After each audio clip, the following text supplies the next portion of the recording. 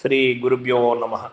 సుజ్ఞాన దీపమను గురుగీతల నుండి వేళ మనం 3వ అధ్యాయమునందు 153వ శ్లోకాన్ని భక్తి శ్రద్ధలతో పరిశీలన చేసుకుందాం.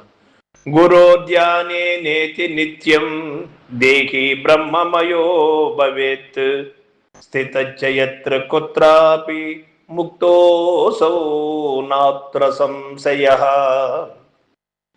ఓ పార్వతీ, ఆత్మ ఎక్కడెక్కడుండినను ఎల్లప్పుడూ సద్గురు స్వరూప ధ్యానము చేతనే బ్రహ్మస్వరూపి అయిన ముక్తుడగును, సందేహము లేదు అని చెబుతూ ఉన్నాడు.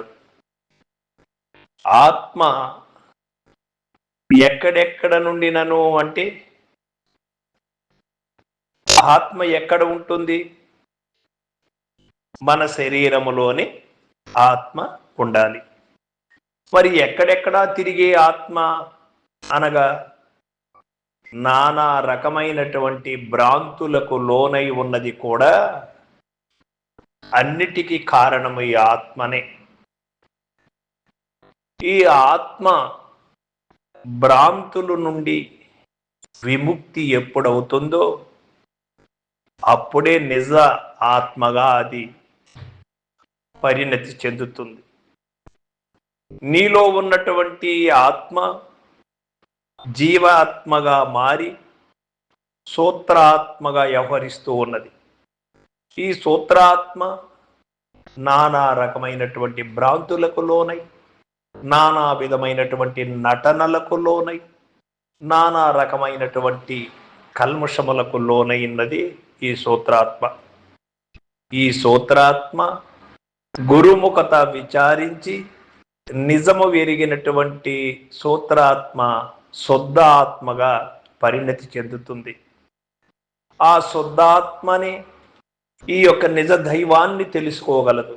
ఆ శుద్ధ ఆత్మని యావత్ ప్రపంచంలో ఉన్నది ఏకైక దైవం ఒక్కటే, అదే పరిపూర్ణ పరబ్రహ్మ స్వరూపం, అదే పరిపూర్ణ దైవం.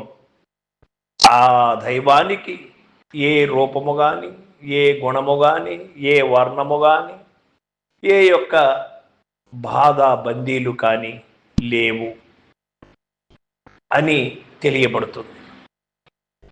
అటువంటి దైవాన్ని తెలుసుకోవాలంటే ఈ సూత్రాత్మకి సాధ్యము కాదు.